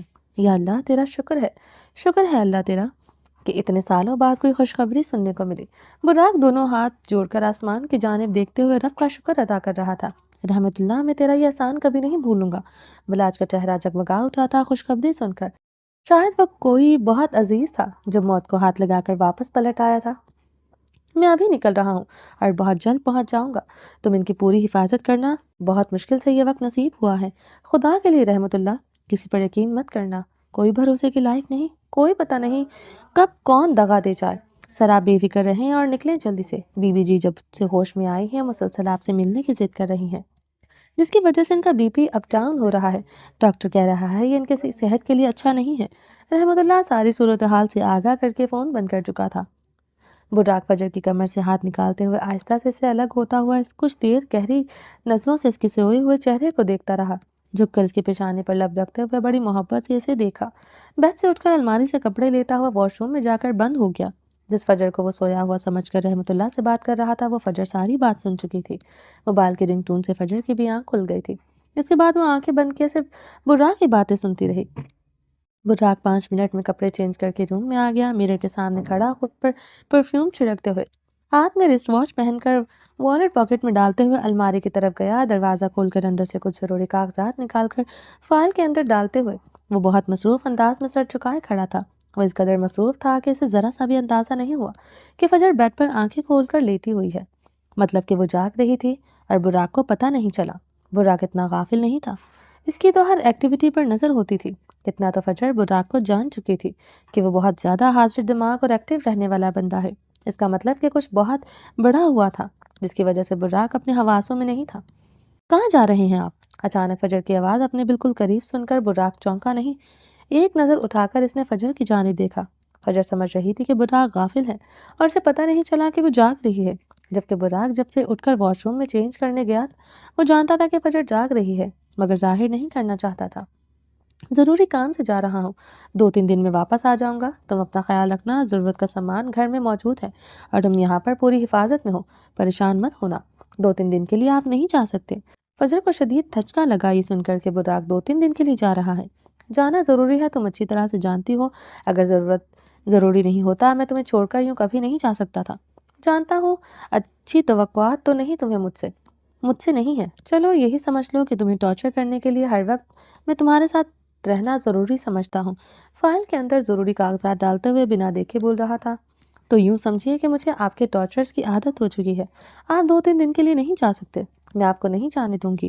بلاش نے فائل پوری کرتے ہوئے پاس پڑی ہوئی ٹیبل پر رکھ دی اور سوچتی ہوئی نظروں سے فجر کے چہرے کو دیکھا، جہاں پر آج تاثرات پہلے سے بہت الگ تھے۔ کیوں روکنا چاہتی ہو؟ تمہیں تو خوش ہونا چاہیے کہ 2-3 دن تمہیں میری شکل نہیں دیکھنا پڑے گی۔ میری شکل دیکھ کر تمہیں تکلیف ہوتی ہے، تم ٹارچر ہوتی ہو تو کچھ دن سکون سے گزار لو گے۔ جس کو ٹارچر ہونے کی عادت پڑ گئی ہو اسے سکون ملتا ہے۔ ٹارچر کرنے والوں کا چہرہ دیکھ کر فجر کا لہجہ بہت الگ تھا بات کرنے کا۔ ویسے بھی آپ کے سوا کوئی انسانی چہرہ دیکھنے کو نصیب کہاں ہوتا ہے؟ اس قید میں صرف ایک ہی چہرہ دیکھنے کو ملتا ہے۔ نہ دیکھنے سے تو بہتر ہے کہ ٹارچر کرنے والوں کا چہرہ ہی دیکھ لوں، کم سے کم یہ احساس تو ہوتا ہے کہ میں زندہ ہوں۔ فجر نے، مجھے نہیں پتا تم مجھے کیوں روک رہی ہو، مگر میرا جانا بہت ضروری ہے۔ فائل ہاتھ میں پکڑتے ہوئے اس کے چہرے پر محبت بھری نظر ڈال کر دروازے کی جانب لپکا، پلیز مت جائیں، مجھے اکیلے میں بہت ڈر لگتا ہے۔ آج پہلی بار فجر نے آگے بڑھ کر براق کا ہاتھ تھاما تھا۔ وہ سچ میں براق کو نہیں جانے دینا چاہتی تھی۔ کوئی اور وقت ہوتا تو براق اپنی جگہ سے قدم بھی نہیں ہٹاتا، مگر اس وقت اس کا جانا بے حد ضروری تھا۔ پریشان ہونے کی ضرورت نہیں، تم سیف ہو، تمہاری حفاظت میری ذمہ داری ہے۔ کیسے سوچ سکتی ہو کہ تمہیں بنا کسی حفاظت کے چھوڑ کر جا رہا ہوں؟ تمہارے ہر پل کی خبر ہوگی مجھے، پورے گھر میں کیمراز نصب ہیں، ہر پل میری نظر تم پر ہوگی، پریشان مت ہونا۔ جب کہہ رہی ہوں کہ آپ نہیں جا سکتے تو پھر کیوں ضد کر رہے ہیں؟ ہمیشہ اپنی ہی مرضی کرتے ہیں، میں نہیں جانے دوں گی آپ کو۔ فجر کی حرکت سے براق کو شدید حیرت کا جھٹکا لگا تھا۔ دونوں ہاتھ اس کی کمر میں ڈالتے ہوئے سینے سے لگی ہوئی رو رہی تھی۔ فجر تمہیں کس چیز کا ڈر ہے؟ جب کہہ رہا ہوں کہ تم پوری حفاظت میں ہو، مجھ پر یقین کرو۔ فجر تمہیں ہوا بھی نہیں چھو سکتی، میں ہر وقت تم پر نظر بنائے رکھوں گا، پریشان مت ہو، میری طرف دیکھو۔ براق نے اس کے چہرے کو دونوں ہاتھوں میں تھام کر اس کے آنسوؤں سے بھیگی ہوئی خوبصورت آنکھوں میں دیکھا۔ آنکھوں میں ایمانداری کے ساتھ پوری سچائی تھی۔ وہ سچ میں براق کو نہیں جانے دینا چاہتی تھی۔ یہ میرا فون پکڑو، اس میں میرا نمبر سیف ہے، کوئی بھی پریشانی ہو تو مجھے فون کر سکتی ہو۔ براق ہر وقت موبائل اپنے پاس رکھتا تھا۔ ایک موبائل نکال کر اس کے ہاتھ میں تھماتے ہوئے تسلی دی، نہیں آپ مت جائیں۔ کیوں نہیں سمجھ رہے؟ مجھے فون نہیں چاہیے، آپ رک جائیں پلیز۔ فجر سمجھنے کی کوشش کرو، نہیں رک سکتا، اگر رک سکتا تو تمہارا یہ روپ دیکھ کر براق اپنی جگہ ایک قدم بھی نہیں اٹھاتا۔ اگر پھر بھی جا رہا ہوں تو سمجھ لو کہ کام بہت ضروری ہے، مجھ سے زیادہ ضروری ہے۔ جو عشق کے قصیدے میرے نام پر آپ پڑھتے ہیں، اس کی خاطر رک نہیں سکتی۔ اگر میں کہوں کہ میرا جانا اتنا ضروری ہے کہ آج بہت سی کڑیاں ایک دوسرے سے مل جائیں گی، شاید میں تمہیں بتا سکوں کہ تمہارے اپنوں سے دور کرنے کا ریزن کیا تھا، کیوں براق اتنی محبت کے باوجود وہ کر گیا جس سے تمہارے دل میں میرے لیے شدید نفرت پیدا ہو گئی۔ یہ سمجھ لو کہ جانا اتنا ضروری ہے کہ جتنا تمہارے پاس رکنا ضروری ہے۔ تو ٹھیک ہے، مجھے اپنے ساتھ لے چلیں۔ میں وعدہ کرتی ہوں میں کچھ ایسا ویسا نہیں کروں گی جس سے آپ کو پریشانی ہو۔ خدا کی قسم لے جا سکتا تو ضرور لے جاتا، تمہارا یہ انداز میری جان دے رہا ہے۔ اس کے گرد بازوں کا حصار بنائے فجر کے اس نئے روپ کو دیکھ رہا تھا۔ وہ سمجھ نہیں پا رہا تھا کہ فجر کیوں اس قدر خوفزدہ ہے۔ شاید وہ اندھیرے سے بہت ڈرتی تھی، اس لیے وہ اس رات میں بجلی جانے کے بعد اندھیرے سے وہ اس قدر گھبرا گئی تھی کہ وہ ڈر اس کے ذہن سے جا ہی نہیں رہا تھا۔ فجر بہت رو رہی تھی مگر براق مجبور تھا۔ اس نے بڑی مشکل سے اسے خود سے الگ کیا۔ ماتھے پر لب رکھ کر چومتی روتی ہوئی فجر کو گھر میں لاک کر کے وہ نکل گیا۔ براق پلیز مت جاؤ، فجر پلیز آج جانے دو۔ زندگی کے کسی موڑ پر براق کو روکنا، براق قدم بھی نہیں اٹھائے گا۔ زبردستی فجر کو اندر دھکیل کر دروازہ بند کر دیا۔ فجر روتے ہوئے دروازے کے ساتھ فرش پر بیٹھ گئی۔ دروازے کے اندر بیٹھتی ہوئی اپنی بے بسی پر روئی جا رہی تھی۔ وہ غافل نہیں تھا، 2 ہی قدم دروازے سے دور جاتے ہی وہ موبائل آن کر چکا تھا۔ گھر میں لگے ہوئے کیمروں کی مدد سے فجر کو دیکھ رہا تھا جو پاگلوں کی طرح ہچکیوں سے روئی جا رہی تھی۔ اس کے آنسو براق کے دل پر گر رہے تھے، مگر وہ مجبور تھا۔ جس ہستی سے ملنے وہ پاکستان جا رہا تھا، اس ہستی کی اہمیت شاید وہ لفظوں میں بیان کر کے نہیں بتا سکتا تھا۔ اس ہستی کو خدا نے نئی زندگی بخشی تھی۔ گاڑی اپارٹمنٹ سے روڈ پر اتارتا ہوا ایئرپورٹ کی جانب جا رہا تھا۔ وہ سامنے رکھے ہوئے موبائل پر وہ فجر کو روتے ہوئے دیکھ رہا تھا جو اب بھی وہاں پر بیٹھی بس روئی جا رہی تھی۔ فجر پلیز اٹھ جاؤ، براق کی آواز مائک کے تھرو فجر کے کانوں سے ٹکرائی تو فجر نے ادھر ادھر دیکھا۔ سامنے لگے کیمرہ پر دیکھو فجر۔ فجر نے سامنے نظر ڈالی تو کیمرے کے ساتھ مائک بھی تھا جس کے اندر سے وہ براق کی آواز اس سے سنائی دے رہی تھی۔ آپ مجھے دیکھ سکتے ہیں؟ فجر نے حیران نظروں سے کیمرے کی جانب دیکھتے ہوئے پوچھا۔ دیکھ بھی سکتا ہوں اور سن بھی سکتا ہوں، ہر پل میری نظر تم پر ہے۔ پلیز فجر رونا بند کرو، میں تو پہلے ہی بہت تکلیف میں ہوں، اس طرح رو کر پلیز مجھے میری مزید تکلیف مت دو۔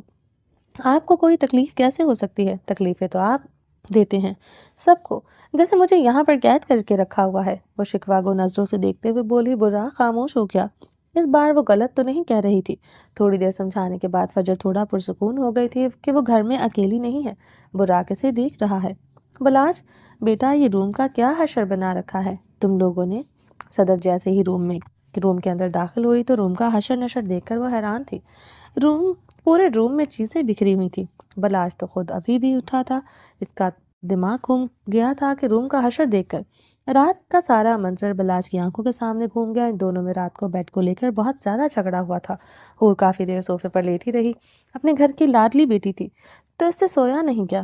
اسے نیند نہیں آ رہی تھی۔ جب بلاش سے آ کر کہا کہ اٹھ کر صوفے پر سو جائے تو بلاش بھی اکڑو اور ضدی طبیعت کا مالک اس نے صاف انکار کر دیا تھا۔ اسی بات پر دونوں میں کافی بحث ہوئی تھی۔ نتیجے میں حور نے غصے سے اپنی جولری اٹھا کر روم میں پھینکی اور بلاش نے اس کے جبڑے کو پکڑ کر غصے سے دبایا۔ حور نے غصے سے جگ کا پانی اٹھا کر بستر کے اوپر ڈال دیا تھا جس سے پورا بستر گیلا ہو گیا۔ بیڈ کے چاروں طرف لگے ہوئے پھولوں کو حور نے نوچ کر پھینک دیا۔ بس اسی طرح کی حرکتیں کرتے ہوئے انہوں نے روم کا بیڑا غرق کر دیا۔ بستر تو گیلا ہو چکا تھا۔ سونے کے لیے اسٹور روم سے بلاش نے میٹرس منگوایا اور پھر میٹرس پر ایک دوسرے کے مخالف چہرے کیے سو گئے۔ کافی تھکے ہوئے تھے تو گہری نیند سے اس وقت اٹھے جب صدف نے آ کر دروازہ کھٹکھٹا کر اٹھایا۔ صدف کی آنکھیں تو پھٹی کی پھٹی رہ گئی اپنی بہو اور بیٹے کا روم دیکھ کر۔ پھپھو، میں نے تو کچھ نہیں کیا، آپ اس سے پوچھیں۔ حور نے اشارہ بلاش کی جانب کیا جو بمشکل آنکھیں ملتا ہوا میٹرس پر اٹھ کر بیٹھا تھا۔ پھپھو، آپ کو پتا ہے رات کو اس نے مجھ پر ہاتھ اٹھایا تھا۔ شرمندگی تو حور کو بھی ہو رہی تھی مگر اپنی شرمندگی کو چھپاتے ہوئے اس نے سارا کیس بلاش پر ڈال دیا۔ کیوں بلاش، تم نے میری بیٹی پر ہاتھ اٹھایا ہے؟ میں نے پہلے ہی کہا تھا کہ یہ سب کچھ برداشت کروں گی مگر تم اس پر ہاتھ اٹھاؤ یہ کبھی برداشت نہیں کر سکتی۔ حور کو اپنے سینے سے لگاتی ہوئی صدف کافی ایموشنل ہو گئی تھی۔ ماشاءاللہ، سچ میں آپ کو لگتا ہے کہ آپ کے مائکے کا یہ نمونہ مار کھا سکتا ہے؟ بلاش نے کوفت سے حوریہ کی جانب دیکھتے ہوئے کہا جو مظلوم شکل بنائے ہوئے اپنی پھپھو کی ہمدردیاں سمیٹ رہی تھی۔ صدف نے غور سے حور کی جانب دیکھا۔ ایک لمحے کو تو اس نے خود سے یہ سوال کیا کہ کیا سچ میں اس کی بھتیجی مار کھانے والی چیز ہے؟ اس کے دل نے صاف انکار کیا کہ اس کا پٹاخہ مار نہیں کھا سکتا، مگر دوسرے ہی لمحے صدف نے اپنے بیٹے کی جانب دیکھا اور سوچا کم چیز تو یہ بھی نہیں ہے، یہ بھی بہت کچھ کر سکتا ہے۔ صدف بہت پرکشش تھی، बहुत कश्मकश में थी। ऐसे क्या देख रही हो? इस पर यकीन है आपको? अपनी माँ के तासुरात देखते हुए बलाज ने पहली बार अपनी माँ के सामने सफाई पेश करना चाही थी, जो बलाज हर वक्त अपनी माँ की नाक में दम दिए रखता था। आज पहली बार इस लड़की की ने आते ही हालात बदल दिए थे। ऐसे क्या देख रही हैं? क्या आपको मुझ पर यकीन नहीं? बोल तो रहा हूँ, ये झूठ बोल रही है। अफसोस की बात है बेटे, पर यकीन नहीं, मगर भतीजी पर यकीन है। ये क्योंकि भतीजे की तो करतूतें तुम्हारी जैसी नहीं। फूफो को पता है कि मैं झूठ नहीं बोलती। फूफो का साथ मिलते ही हुरिया इतराते हुए बोलकर सदफ के सीने में सर छुपाकर खड़ी थी। माशाल्लाह, तुम तो सच की मूरत हो। दाद देनी पड़ेगी तुम्हारी एक्टिंग की। जितना सीधा मैं तुम्हें समझता हूँ इतनी तुम हो नहीं। बलाज सुबह सुबह इन्वेस्टिगेशन पर शदीद गुस्से का इजहार करते हुए मैट्रेस से उठकर अलमारी से अपने कपड़े निकाल रहा था। इसे आदत नहीं थी इस तरह सुबह सुबह बातें सुनने की, बल्कि इसे तो घर में कोई कुछ कहता ही नहीं था। हर कोई इसके गुस्से और अकड़ू तबीयत से वाकिफ था। इस लड़की ने आते ही इसकी इन्वेस्टिगेशन करवा दी तो गुस्सा तो लाजम था। अच्छी तरह से समझा दीजिए अपनी चहेती भतीजी को। अभी तो मैंने इस पर हाथ नहीं उठाया, मगर जिस तरह से जुबान चलाती है, बहुत जल्द मेरा हाथ उठ जाएगा। वॉशरूम में जाते हुए कड़वे लहजे से बोलता हुआ वॉशरूम में बंद हो गया। हाथ उठाकर तो देखिए, बड़े आए मुझ पर हाथ उठाने वाले। आपकी सरखरीद गुलाम नहीं हूँ, और ये धमकियाँ किसी और को जाकर देना। हुरिया नहीं डरती तुम्हारी धमकियों से। हुरिया गुस्से से चीख उठी थी। ध्यान से देखिए अपनी सच्चाई की मूरत को, जो कह रही थी कि मैंने रात को इस पर हाथ उठाया है। आंखें खोलिए, अब तो सच और झूठ में फ़र्क करना सीख जाए। इतनी लंबी जुबान है इसकी, और ये मेरे हाथ उठाने पर खामोश रही होगी। बलाज दरवाजे से चेहरा बाहर निकालते हुए सुर्ख चेहरे से बोलता हुआ वापस बंद हो गया। हुरिया बेटा, बुरी बात है। आप ऐसे बोलकर अपनी फुप्पो की तौहीन करवा रही हो। कोई सुनेगा तो क्या कहेगा कि सदफ की भतीजी इतनी जुबान दराजी करती है। बेटा, अच्छी बीवियां शौहरों के साथ जुबान दराजी नहीं करती। सदफ इसके हाथ को पकड़कर चूमते हुए बड़े प्यार से समझा रही थी। जानती थी कि हुरिया भी बहुत लाडली और जिद्दी तबीयत की मालिक है। अब दो बम एक ही रूम में रखने थे, तो ऐसी समझदारी तो सदफ को दिखानी पड़नी थी। तो क्या करूं फूफो जान, आपकी जैसी बन जाऊं? आप मासूम थी तो क्या हासिल किया आपने? इसके बाप ने आपकी ज़िंदगी ख़राब कर दी। मैं दूसरी सदफ नहीं बनना चाहती। और बेटा, वो वक्त गुजर गया। मैं इन यादों से बाहर आ चुकी हूँ। खुदा ने वकास की सूरत में मेरी ज़िंदगी के हर गम हर दुख का अजाला कर दिया है। मैं गुजरे वक्त को याद नहीं करना चाहती, और मैं चाहूँगी बेटा तुम भी इस वक्त पर की परछाई अपने आने वाली ज़िंदगी में ना पड़ने दो। सदफ अंदर से काफ़ी डिस्टर्ब हो चुकी थी, मगर वो ज़ाहिर नहीं करना चाहती थी। सच यही था कि गुजरे हुए वक्त के ज़ख्म आज भी फजर को तकलीफ देते थे। इसी घर में इसी जगह ने बहुत कुछ बर्दाश्त किया था। ऐसा वक्त जब वो अपने मरने की दुआएं किया करती थी। कभी कभी बलाज के रवैये से सदफ को डर लगता था कि कहीं सच में वो अपने बाप अल्तमिश जैसा निकला तो अगर वो ताशी जैसा निकला तो ये सोचकर भी सदफ की रूह कांप जाती थी, मगर दूसरे ही लम्हे ये सोचकर दिल को तसल्ली भी होती थी कि अगर वो अल्तमिश जैसा निकला तो इसे संभालने के लिए वो खुद है। वो अपनी भतीजी का साथ दे सकती है। और दूसरी बात, वो बहुत अच्छी तरह से जानते हुए पुरसकून हो जाती थी कि हुरिया सदफ नहीं है। वो अपना हक लेना, अपनी हिफाजत करना बहुत अच्छी तरह से जानती थी। सॉरी फुप्पो। सदफ को अपने ख्यालों में गुमसुम अफसरदा देखकर हुरिया को शर्मिंदगी हुई। पहले ही दिन इसने कैसे अपनी फुप्पो को दुखी कर दिया। सदफ के तमाम भतीजे सदफ पर जान निछावर करते थे। मेरी जान, सॉरी की ज़रूरत नहीं, बस रूम की बात रूम से बाहर नहीं जानी चाहिए। मेरी जान, तुम्हें अब अच्छी तरीके से अपने घर को संभालना चाहिए। मैं उम्मीद करती हूँ कि तुम बलाज को सही रास्ते पर लाओगी। मैं बलाज से बहुत प्यार करती हूँ, चाहे वो जितना मर्जी मुझे तंग कर ले, मगर हकीकत यही है कि बलाज मेरी कमज़ोरी है। बलाज मेरा बेटा है। हुरिया, और अगर तुम मेरी जगह खुद को रख कर सोचोगी तो तुम्हें इस बात का एहसास होगा कि औलाद जैसी भी हो, जितना मर्जी तंग कर ले, मगर माँ बाप अपने बच्चों की खफा नहीं रह सकती। माँ जब तक जिंदा रहती है अपने बच्चे की भलाई के लिए हर मुमकिन कोशिश करती है। अगर इसका बाप ताशी था तो इसमें भी बलाश का कोई कसूर नहीं। ताशी के किए की सज़ा मैं अपनी औलाद को नहीं दे सकती। बोलते हुए सदफ की आंखें भी छलक पड़ी। फूफो प्लीज़, आप रोए नहीं। आप जैसा कहेंगी मैं वैसा करूँगी। मैं आपसे बहुत प्यार करती हूँ। हूर ने अपनी फूफों को गले से लगाते हुए तसल्ली दी कि आइंदा वो ऐसा कुछ नहीं करेगी जिससे आपका दिल दुखे। सदफ और हुरिया बहुत कम आवाज़ में बातें कर रही थी। बलाज पूरी तरह से अनजान था कि इन दोनों के बीच में क्या बात हुई। वो फ्रेश होकर कपड़े चेंज करके वॉशरूम से बाहर निकला। हस्ब मामूल बलाज ने ब्लैक कलर का कुर्ता शलवार पहन रखा था। बलाज के तमाम कपड़े दो ही कलर के होते थे, ब्लैक और ब्राउन। हल्के हल्के गीले बाल इसके माथे पर बिखरे हुए थे। خیریت ہے؟ صبح صبح پھوپھی بھتیجی آنسو بہا رہی ہیں۔ ابھی میں زندہ ہوں، جب میں مر جاؤں گا تو دل کھول کر رو لیجیے گا، کیونکہ دونوں ہی مجھ سے بہت تنگ ہو۔ بلاش کو ان کا رونا ایک آنکھ نہیں بھایا تھا۔ بلاش، خدا کے لیے کبھی کچھ اچھا بول لیا کرو، تمہیں کچھ ہونے سے پہلے خدا کرے مجھے موت آ جائے، اگر تمہیں کچھ ہوا تو میں جی کر کیا کرنا ہے۔ صدف کے دل کو بہت تکلیف ہوئی تھی بلاش کی بات سے۔ اپنی ماں کو ایموشنل دیکھ کر بلاش خاموش ہو گیا، آخر بیٹا تھا، جتنا مرضی ماں سے ناراض رہ لے، کہیں نہ کہیں اس کے دل میں بھی اپنی ماں کی محبت تھی جو حالات اور وقت نے دبا رکھی تھی۔ پلیز اگر ایموشنل ڈرامہ ختم ہو گیا ہو تو ناشتہ لگوا دیں، مجھے ضروری کام ہے۔ مرر کے سامنے بال بناتے ہوئے بلاش نے اپنے ایموشنز کو چھپا لیا تھا۔ کیا ضروری کام ہے؟ آج تمہارا ولیمہ ہے اور فنکشن اٹینڈ کرنا تمہارے لیے زیادہ ضروری ہے، باقی سارے کام بعد میں ہوتے رہیں گے۔ فنکشن کے ٹائم آ جاؤں گا، بہت اہم کام ہے، جانا بہت ضروری ہے۔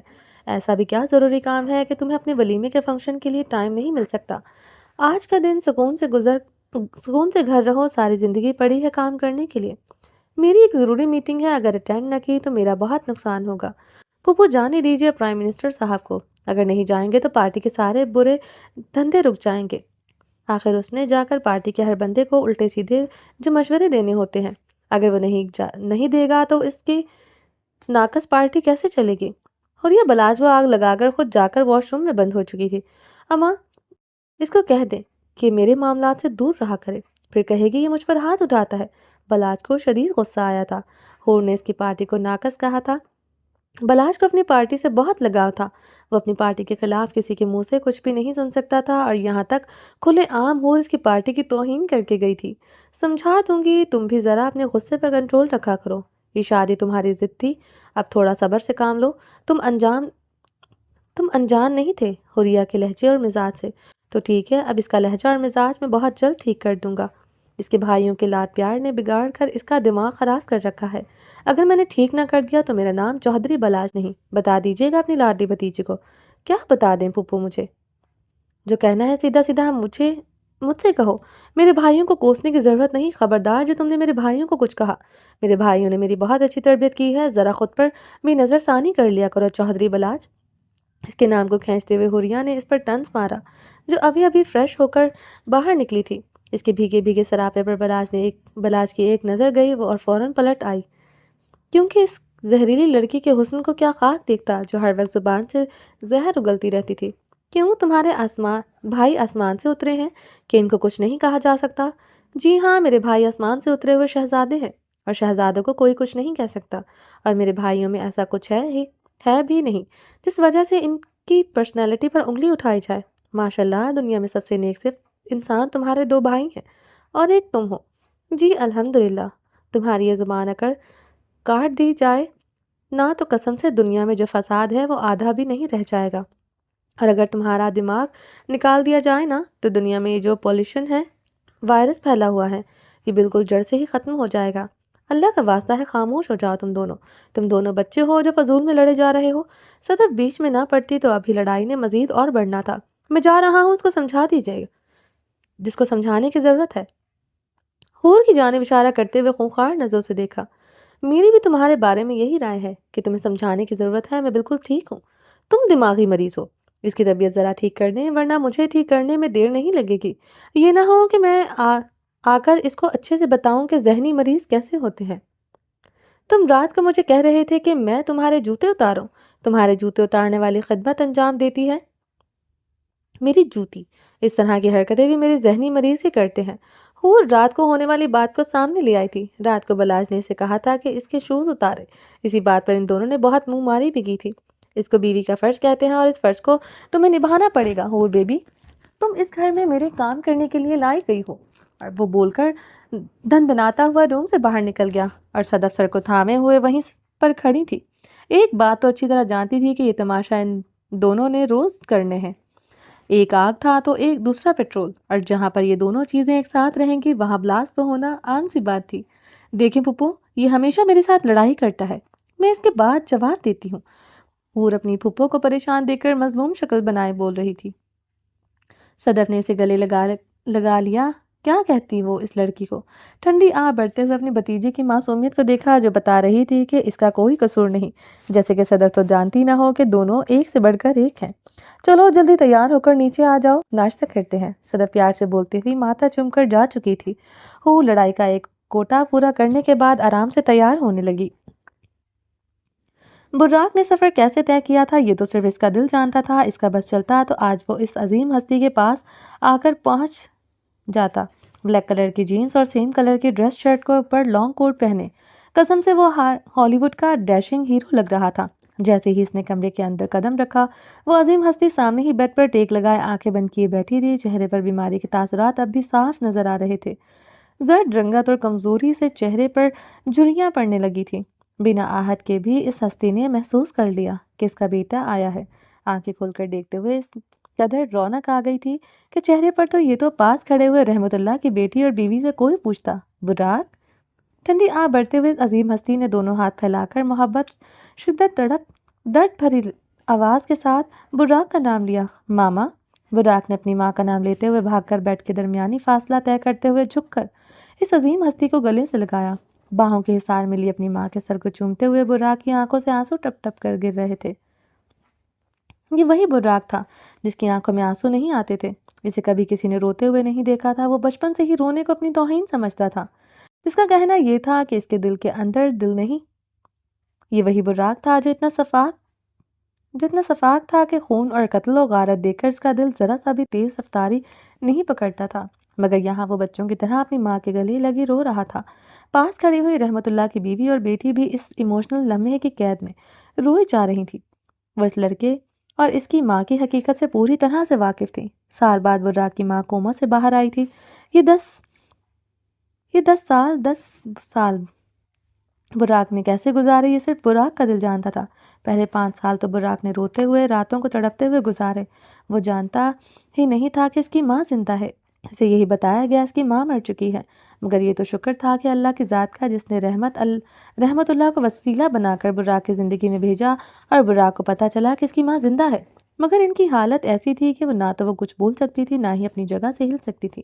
وہ نیند کی بہن جیسی بیماری میں مبتلا ہو کر گہری نیند میں چلی گئی تھی، جس بیماری کو ڈاکٹر اپنی زبان میں کوما کہتے ہیں، جہاں صرف وہ سن سکتی تھی مگر ایکٹ نہیں کر سکتی تھی۔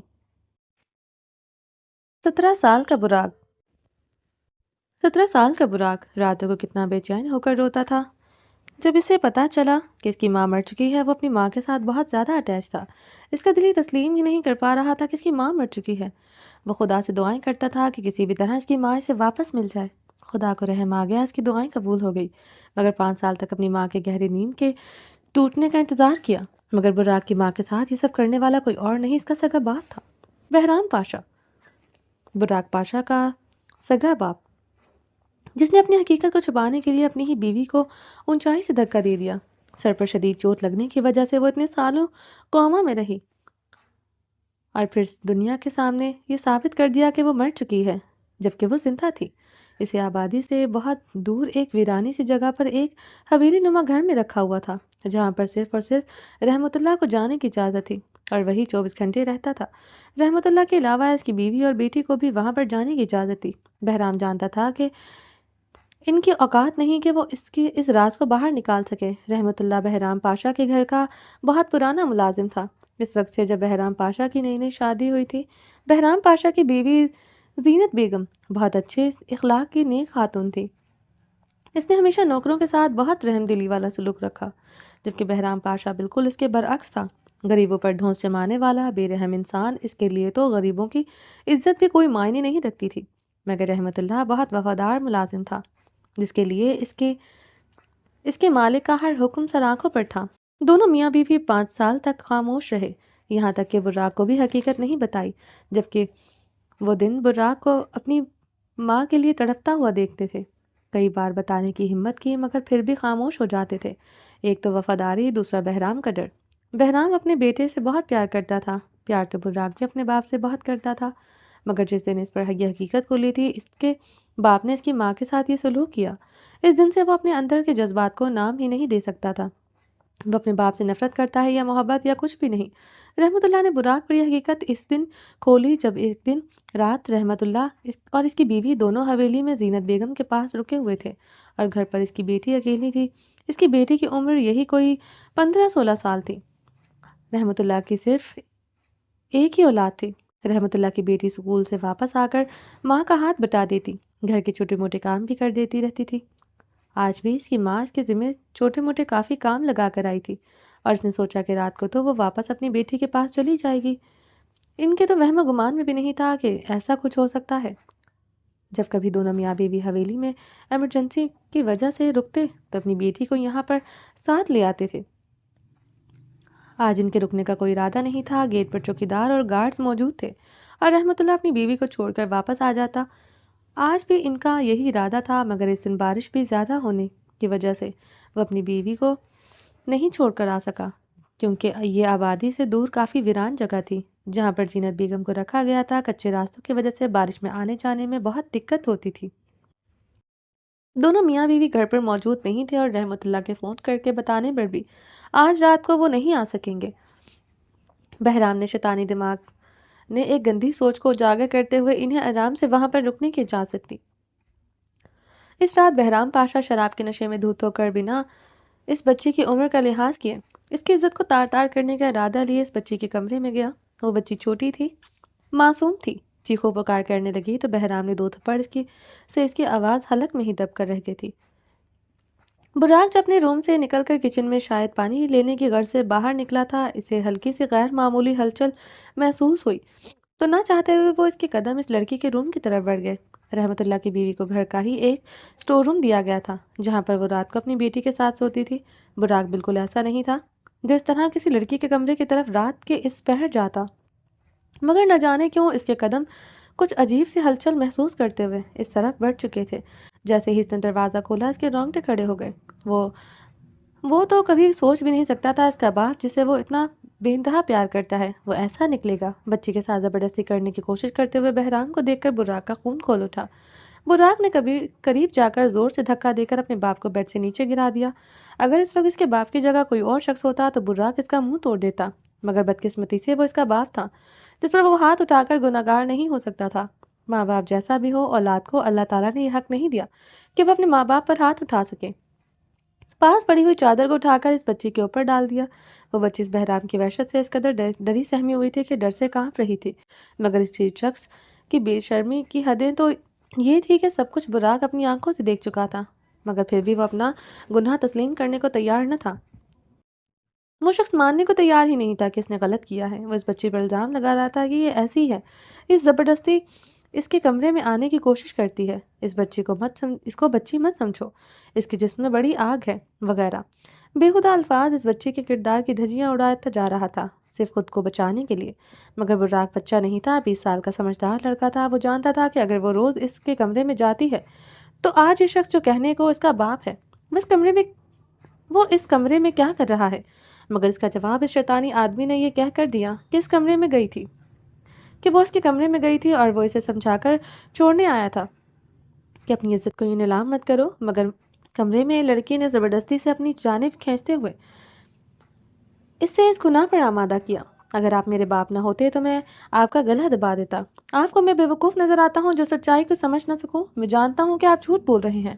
براق کے چلانے پر بہرام خاموش ہو گیا، کیونکہ آج پہلی بار براق نے اپنے باپ کے سامنے اس طرح چلایا تھا۔ وہ اپنے باپ سے اتنی محبت کرتا تھا کہ براق کے معصوم دل میں فجر کے لیے نفرت اور بدکرداری کی سب باتیں بہرام نے بھری تھی۔ ایک بچے کے لیے اس کا باپ آئیڈیل اور ایماندار شخص ہوتی ہے۔ ایک بچے کے لیے بہت مشکل ہوتا ہے یہ سمجھنا کہ اس کا باپ اسے کبھی کوئی غلط رائے دے سکتا ہے یا غلط چیز متعارف کروا سکتا ہے۔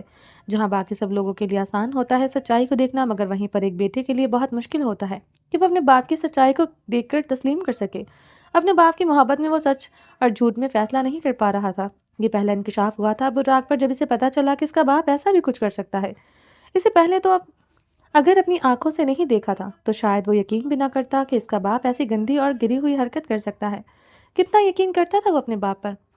اس کے بعد ہی تو براق نے یہ سوچنا شروع کیا تھا کہ جو کچھ وہ فجر کے بارے میں کہتا ہے وہ بھی غلط ہو سکتا ہے۔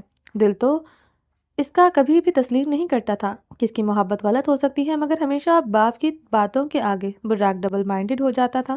سال کا براق معصوم تھا، آج کے براق سے بالکل مختلف۔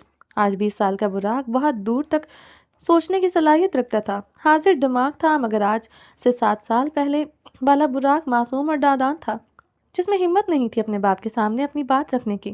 اوپر سے ماں کے جانے کے غم نے اسے پوری طرح سے توڑ دیا تھا۔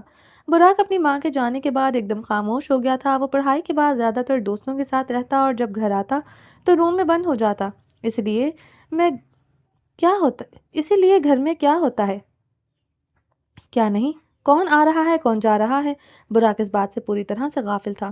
اسی وقت براق نے رحمت اللہ کو فون پر کہا تھا کہ وہ کہاں ہے اور وہ فوراً اپنی بیٹی کے پاس آئے۔ براق نے کوئی لحاظ نہیں رکھا تھا کہ بہرام اس کا باپ ہے۔ اس نے ساری سچائی فون پر ہی رحمت اللہ کو بتا دی۔ اس کے سامنے اس وقت صرف اس کا باپ نہیں، اس بچی کا مجرم تھا جس کی عمر 15-16 سال تھی۔ براق نے اسے پانی پلا کر سر پر ہاتھ رکھتے ہوئے یقین دہانی کروائی کہ وہ سیف ہے، چیخ کر اپنے باپ کو کمرے سے باہر نکال دیا۔ صبح ہونے والی تھی تو کچھ ہی دیر میں رحمت اللہ اور اس کی بیوی گھر پہنچ گئے۔ رو رو کر ساری حقیقت اس کی بیٹی نے اپنے ماں باپ کے گوش گزار دی تو رحمت اللہ کے پاس الفاظ نہیں تھے۔ وہ کن الفاظوں سے براق کا شکر ادا کرتا۔ وہ حیران تھا کہ ایک جانور کے گھر انسان کیسے پیدا ہو سکتا ہے۔ بہرام تو ہمیشہ سے ہی ایسا تھا، یہ بات تو رحمت اللہ ہمیشہ سے جانتا تھا کہ ہر رات جب براق سو جاتا تو بہرام کے کمرے میں ہر رات ایک نئی عورت آتی تھی جسے پیسے دے کر اپنی بھوک مٹاتا، عورتوں کے جسم کے ساتھ کھیلتا۔ بہرام کا سب سے فیورٹ مشغلہ تھا۔ اس آدمی کے اندر کیا کیا خرابی نہیں تھی، ہر بات سے رحمت اللہ واقف تھا۔ کوٹوں پر جانا اس کو بہت پسند تھا، حد سے زیادہ شراب نوشی کرنا، لوگوں کی بیٹیوں کی عزت کے ساتھ کھیلنا، مگر رحمت اللہ یہ نہیں جانتا تھا کہ اس کی گندی نظر اس کی بیٹی پر بھی ہے۔ حرام طریقے سے پیسے کما کر بزنس کو عروج پر لے گیا تھا۔ پیسہ اتنا تھا کہ ساری زندگی بیٹھ کر بھی دونوں ہاتھوں سے اٹھاتا تو کبھی ختم نہ ہوتا۔ براق اپنے باپ کی اصلیت سے بالکل بھی واقف نہیں تھا۔ رحمت اللہ حیران تھا کہ ایسے شخص کے گھر میں براق جیسا بیٹا کیسے پیدا ہو گیا۔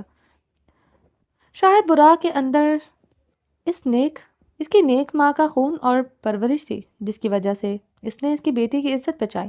براق اپنے باپ سے بالکل مختلف تھا، مگر ایک حقیقت تھی کہ بہرام اپنے بیٹے سے بے انتہا پیار کرتا تھا، اس لیے اپنے بیٹے کے سامنے تو خاموش ہو گیا، مگر رحمت اللہ کو اکیلے میں اس نے دھمکی دی کہ اگر اس نے کوئی سٹیپ لیا یا یہاں سے کام چھوڑ کر جانے کی کوشش کی تو اس کی بیٹی کو وہ کہیں سے بھی اٹھوا سکتا ہے۔ کب تک براق تمہاری حفاظت کرے گا؟ کبھی تو وہ اپنے کام کاج کے لیے جائے گا، ساری زندگی اس کی حفاظت نہیں کر سکتا۔ دھمکا کر رحمت اللہ کو خاموش کروا دیا گیا تھا۔ بہرام نے رحمت اللہ کو ایک بات کی تسلی دی کہ اگر وہ اس کی بات کا حکم مان لے تو آج کے بعد اس کی بیٹی کی ہر طرف سے وہ نظر اٹھا کر بھی نہیں دیکھے گا۔ صاف الفاظوں میں اس کی بیٹی کی عزت تب تک محفوظ تھی جب تک اس کی غلامی میں رہے گا اور اس کا حکم مانتا رہے گا۔ ہار مانتے ہوئے رحمت اللہ نے بہرام کی بات مان لی، کیونکہ رحمت اللہ بہرام پاشا کی طاقت سے بخوبی واقف تھا۔ وہ جانتا تھا کہ یہ شخص جو بول رہا ہے وہ کر بھی سکتا ہے۔